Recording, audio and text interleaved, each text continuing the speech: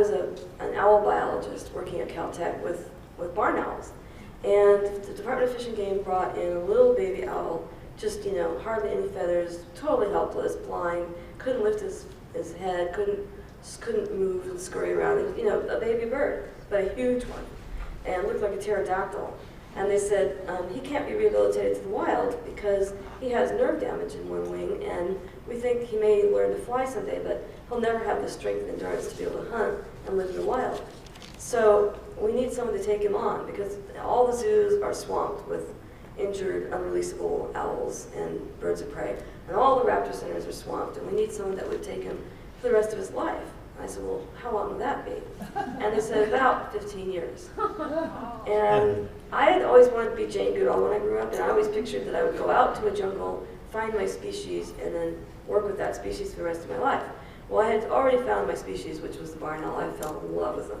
I took the job just because I needed the money, but with the owl group. But owls are sassy and smart and playful and funny and emotional, and they have their own ethics, and they're like librarians. It's like, don't cross this line, you know.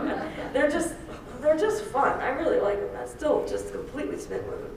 So I thought, okay, that's my species. And Caltech said, you know, this is an opportunity for you to get to know an owl on a level that we haven't been able to do. If you literally had him living in your bedroom with you as your mate, or him thinking that you're his mate, we've learned a lot. So that's what I did.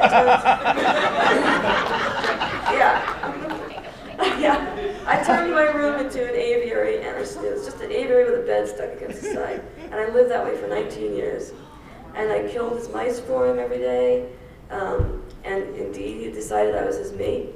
And I found that out by one morning I was asleep, and lo and behold, he dropped a dead mouse into my mouth. Oh. And I'm like, oh gosh. You know, I run out, and I'm spitting it out, and he picked it up, and he flew behind me. He's like, no, you have to eat, And he jumps on my shoulder, and he's like, eat, and he's trying to put it in my mouth. And I'm like, no. And if you've ever been curious what mouse tastes like, it tastes like the smell of skunk. I don't want to repeat the experience, but you know, it was that kind of thing. So he thought I was his mate, and he developed the ability. Well, it goes back to they have their whole brain that we devote to visual processing. For them, they devote it to auditory processing. They do all their hunting by sound, so they can literally hunt by the sound of a mouse's heartbeat. For example, under 3 feet of snow, they can accurately home in on that, get the mouse, without even having to see it. So, and they can literally hear the footsteps of the mouse a mile away if there's no other, theoretically, if there's no other sounds, you know, interfering. But, so, what he did, so they have an auditory map of their world. Like, in your mind, you can picture, you know, even if you close your eyes, you can picture this conference, and you picture the tables and the people, you picture the hotel, you picture Irvine, you can picture in your mind all the things around you. But owls do it by auditorily sensing gaps in frequencies of sound. Like if the wind is blowing and it blows through over a branch, they sense the change in frequency and they hear the branch. So that they're fascinating to study because it's a whole different setup of the brain. Well, he took that auditory processing and he started to learn everything I was saying, and he started to actually understand me. I mean, I was talking to him like you would to a pet or just chattering with him. And I'd say, oh, okay, I'm gonna get you some mice, and I'd get him his mice, or in 2 hours I'll come in and play. Well, he was picking all this up and learning it.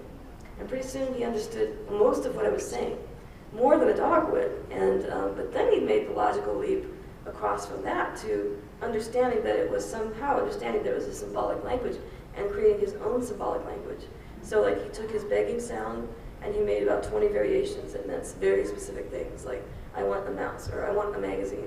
He liked to rip up magazines, and he'd fly around and pounce on a magazine and fly around and pounce like a kid does with a bunch of leaves, you know. He was just like a kitten with wings. He was a blast. So when Wesley died, in my grief, I just poured out my first manuscript, which was 400 pages of a lot of tangents, repeated stories, like the same story 3 different times, 3 different ways, in 3 different contexts. But like they say, you should write, just write it, write everything.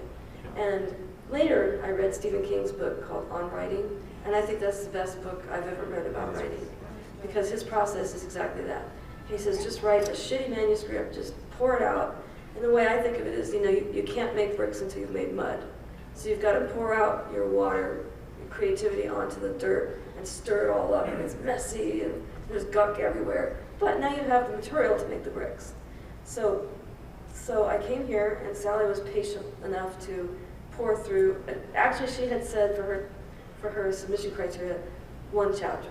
So I took my first 3 chapters and combined them into one 45-page chapter. I cheated, but she literally went through everything and patiently put notes. Maybe not repeat yourself so much. She was so tactful. Probably shouldn't use 5 exclamation points after every other sentence. And you really don't need to use all caps to emphasize, that it was exciting. But she saw through that, and she saw the story. And she actually said that she had tears in her eyes, and she said, "I'm a hardened agent. I don't get tears in my eyes, but I did from reading your outline." So everything sort of came together at that conference, and by the end of the conference, Sally and I had decided that yes, indeed, we wanted to work with each other. And one thing that sort of hurried that along is also there was a publisher here who approached me and said, "Would you like to would you like to contribute to an anthology we're writing?" And Jane Goodall is also contributing a story. And that's my lifetime hero.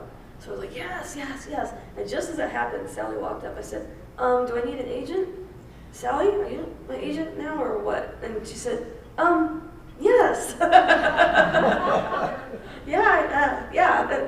So things just happened really fast. But then I had a lot to learn. I had this rough draft. But I really hadn't studied writing books. I mean, I've been reading and consuming books like a maniac all my life, and so was my sister. We just grew up in a bookish family, but for some reason I thought it was okay for me to repeat things and for me to put all caps whenever I got excited. And it was a new way of writing, right? No. So Sally was wise enough to hook me up with some people that really knew what they were doing. And I sort of took lessons from a woman on structuring a chapter and making each chapter have an arc, a beginning and an end and a little transition into the next chapter, so that people feel like, oh gosh, I got to turn the page because you just set me up for the next chapter. I got to turn the page, So I had to learn all this stuff after I had gotten an agent, so it was sort of backwards. I came unprepared, and then she was patient enough to walk me through a couple years of me on a high learning curve, just racking my brains and trying to figure out what she meant by cluttered and clunky. And at one point I finally said, what do you mean when you say cluttered? She says, you keep repeating the same word, like in the same paragraph. You'll say, Wesley sat on the side of my head, and the side of my head was, I felt pain on the side of my head. Then I reached up to the side of my head and pulled his talon out of the side of my head. And she's like, use another word, So I was like, that's what cluttered means. I can do that. I can do that. I can fix that. And then I said, so what is clunky? And she says, well, you just skip from one subject to another without, now by this time we're pretty good friends, so she could just say it, without transitioning into the next thought. I mean, the poor reader thinks they're going along, and all of a sudden, they're over here. And she said, and you tell the same story 3 different places, 3 different ways. Pick one of those ways and put it in one place. And so I realized, okay, now I'm a quilter also, so I realized, okay, it's like when you have a lot of uncut fabric, and you cut the pieces, and you put them in a different order than the way the fabric originally came in, right? That's how it makes a quilt. That's how you make the design. So that's how I put together the book finally, is, okay, I'll take this from here and this from here, and these fit together, and then this sort of pulls it together. One good example is, I wanted to talk about Wesley. He became obsessed with water, and owls don't go near water. They're not waterproof. That's why they can fly completely silently. They have to fly silently so that they can use their hearing to home in on their prey without their own feathers making noise and getting in the way. And it also enables them to sneak up on their prey perfectly. So for this reason, they can't be waterproof. Otherwise, their feathers would slice through the air and make a sound. So their feathers are almost just like down. So if they get near water and get waterlogged, they'll die. They can't fly, they'll get killed by a predator, or they'll die of hypothermia. But Wesley didn't understand this, and because he was learning from me the way any baby owl learns. He follows his parents around. So when he saw me brushing my teeth and washing my face and taking showers, he thought, okay, I'm supposed to do that. So I wanted to talk about all his water antics, and I wanted to sort of put it in one chapter. So this is kind of where I had my epiphany about how to put a chapter together. So I had just moved to Huntington Beach when all this happened, and I was going to the Bolsa Chica Wetlands Reserve and watching the herons and the pelicans and all these animals, birds, water birds. And I was working with a friend of mine who's an editor at this point named Wendy, and she had also been my roommate when I first had Wesley. So she said, why don't you just write a bunch of stuff, just write all about Bolsa Chica, write about the birds, write about their behavior, just write it all out, and then cut that in to the stories about Wesley and his water antics. So, talk about going to Bolsa Chica and seeing the pelicans diving. And then say, talk about when you came back and then you took a bath that night and Wesley dove into the bathtub for the first time. And then say, he thought he was a pelican. And so I thought, okay, that gives sort of a structure to the story. So I started to piece together those two stories, and they played off of each other, and they gave it some energy and some contrast. And so I think that was when I had the epiphany of how to structure a chapter. And that was so important. I also learned it from the original woman that she had set me up with, who was a writer who already had some success. So she sent me some sample chapters that I used her structure in the first 4 or 5 chapters, because I just really needed some examples. I needed to learn. It's one thing to read a well-structured chapter, it's another thing to write one.